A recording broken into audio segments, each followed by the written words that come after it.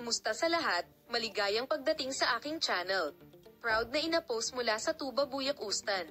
Ibinahagi ng sikat na aktres na si Tuba Buyak Ustan ang kanyang ipinagmamalaking ina na post sa kaarawan ng kanyang panloob na mga galos mula sa kanyang relasyon sa kanyang dating asawang si Honor Sailak. Ang punto kung saan ibinahagi ng sikat na aktres na si Tuba Buyak Ustan, na kilala sa mga produksyon tulad ng Black Money Love Ganol sa Len at Olive Tree, ang kaarawan ng kanyang mga anak na babae. Ang punto kung saan nagpost siya ng larawan niya kasama ang kanyang kambal na anak na sina Toprak at Maya mula sa kanyang kasal sa sikat na aktor na si Honor Sailak. Proud mother ang aktres, parang sariling birthday, pero hindi ako nagkamali, ang araw na nanganak ako. Tulduk tulduk tulduk. 12 years ago.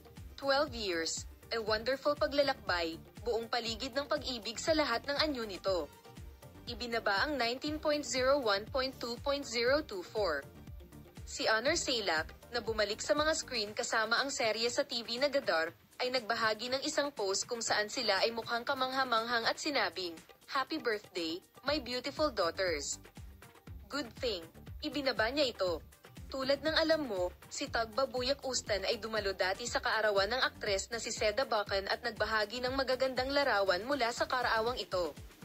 Si Seda Bac, na naghahanda upang makipagkita sa mga manunood sa ikalawang season ng seryeng Olive Tree, na pinagbibidahan ni Tuba Buyak Ustan, Murat Baz Seda, Bacan Bayan Bayan Yilmaz at Riza Cocaiglo, ay nagdiriwang ng kanyang ika-38 kaarawan.